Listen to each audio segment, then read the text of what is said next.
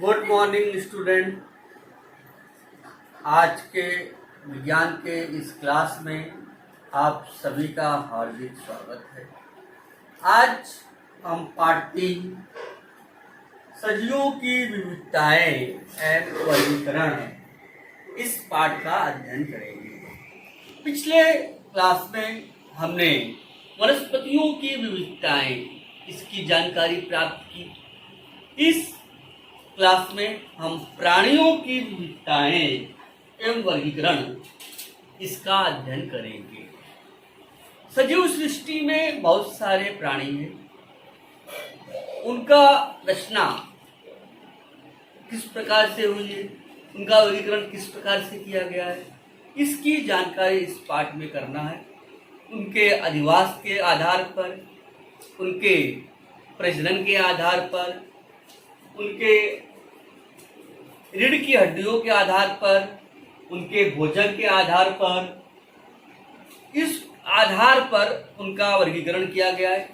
तो आइए देखते हैं सजीव सृष्टि में जो प्राणी पाए जाते हैं, कौन कौन से प्राणी हैं और उनका जो वर्गीकरण किस प्रकार से किया गया है उसका अध्ययन करेंगे। आइए देखते। आइए प्राणियों की विविधता और वर्गीकरण इसके बारे में अध्ययन करेंगे। पर्यावरण में टिके रहने के लिए भिन्न भिन्न प्राणियों ने अलग अलग आकार धारण किए हैं। वनस्पतियों की तरह प्राणियों में भी शारीरिक रचना की विविधता पाई जाती है।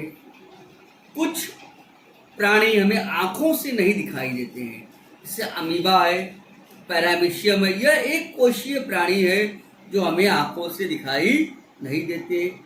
ये जो प्राणी हमें आंखों से दिखाई देते हैं इन्हें हम बहुकोशीय प्राणी कहते हैं।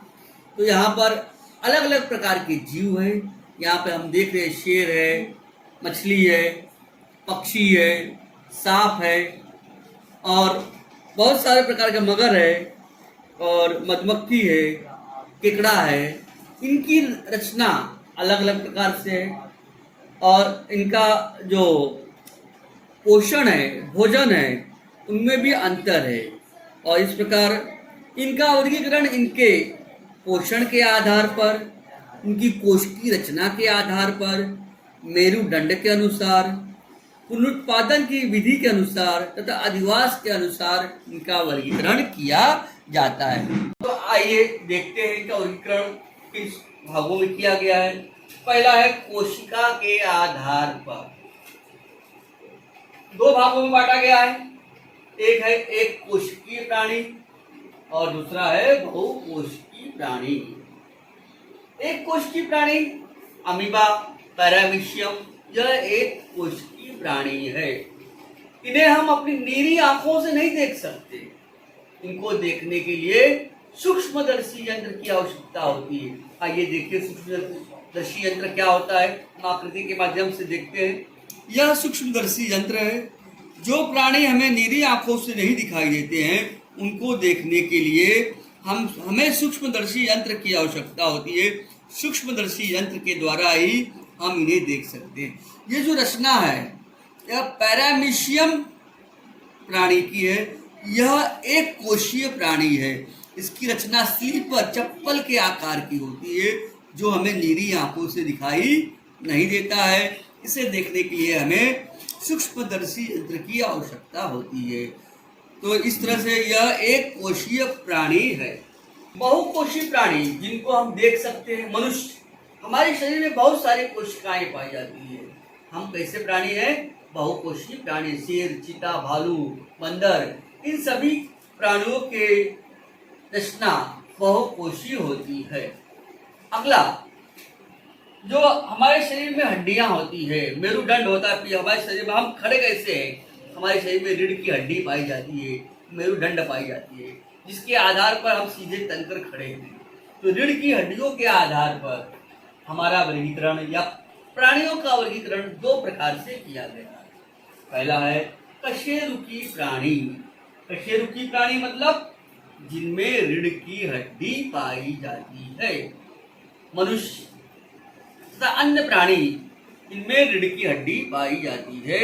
उन्हें कशेरुकी प्राणी कहते हैं, और जिनमें रीढ़ की हड्डी नहीं पाई जाती है उसे अकशेरुकी प्राणी कहते हैं। आइए, कौन कौन से प्राणी कशेरुकी प्राणी है, कौन कौन से अकशेरुकी प्राणी है, चित्र के माध्यम से, आकृति के माध्यम से हम उन प्राणियों का अध्ययन करते हैं। तो कशेरुकी प्राणी में हम सांप है, मनुष्य, पक्षी है, मछली है, कंगारू है। यहाँ पर हमने कंगारू, और ये जो प्राणी कैसे हैं, कशेरुकी प्राणी है, इनमें रीढ़ की हड्डी पाई जाती है। घोंगा, तिलचट्टा, केचुआ, इन प्राणियों में मेरुदंड नहीं पाया जाता है। तो ये कैसा प्राणी है, अकशेरुकी प्राणी है। जिन प्राणियों में रीढ़ की हड्डी पाई जाती है उसे कशेरुकी प्राणी कहते हैं, और जिनमें रीढ़ की हड्डी नहीं पाई जाती है उसे अकशेरुकी प्राणी कहती है। और ये जो प्राणी है, जैसे मुर्गी है, मुर्गी यह अंडे देती है, अंडे से बच्चे पैदा होते हैं, इसे हम अंडज प्राणी कहते हैं। लेकिन इन प्राणियों के शरीर में अंडे नहीं होते हैं, ये केवल बच्चों को जन्म देते हैं। जो बच्चे माता के गर्भ में पैदा होते हैं उसे हम जरायुज प्राणी कहते हैं। प्रजनन के आधार पर इनका वर्गीकरण दो प्रकार से किया गया है, अंडज प्राणी और जरायुज प्राणी। जो प्राणी अंडे देते हैं उसे अंडज प्राणी कहते हैं, और जो प्राणी बच्चे देते हैं उसे जरायुज प्राणी कहते हैं। अगली आकृति देखिए। अब ये जो आकृति है, इनमें बहुत सारे प्राणी हैं। इनका जो वर्गीकरण है अधिवास, रहने के स्थानों के आधार पर किया गया है। कुछ प्राणी जल में रहते हैं, कुछ प्राणी थल में रहते हैं, कुछ प्राणी नभ में रहते हैं, और कुछ प्राणी जल और थल दोनों जगहों पर रहते हैं।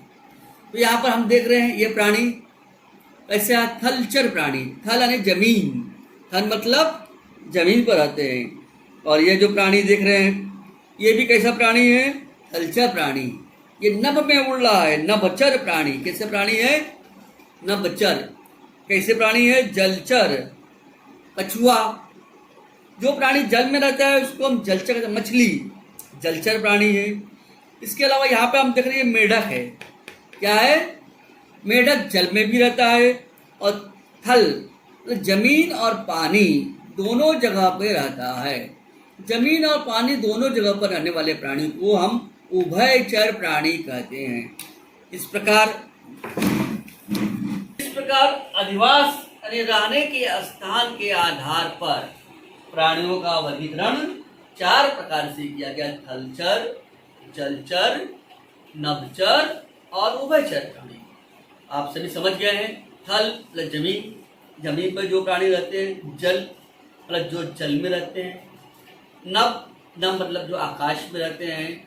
और उभयचर यानी जो जल और थल, जमीन और पानी दोनों जगह पर रहते हैं, उसे हम उभयचर प्राणी कहते हैं। इस प्रकार हमने प्राणियों का वर्गीकरण मुख्यतः उनके इन विविधताओं के आधार पर हमने किया है। प्राणियों की कोशिकाओं के विविधताओं के आधार पर, उनमें पाए जाने वाले रीढ़ की हड्डियों के आधार पर, प्रजनन के आधार पर और उनके अधिवास के आधार पर प्राणियों का वर्गीकरण किया गया है।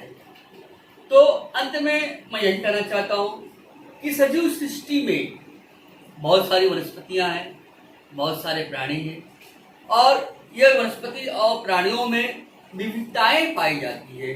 प्रत्येक वनस्पति तथा प्राणी में अनेक विशेषताएं होती है। ये वनस्पति तथा प्राणी हमारे लिए बहुत उपयोगी है और इनका संरक्षण करना बहुत आवश्यक है। और मैं यही कहना चाहता हूँ कि हमारी सृष्टि में पाए जाने वाली सभी वनस्पतियों का, सभी प्राणियों का संरक्षण करना हमें चाहिए। इतना कहकर मैं आज के इस क्लास का समापन करता हूँ। धन्यवाद।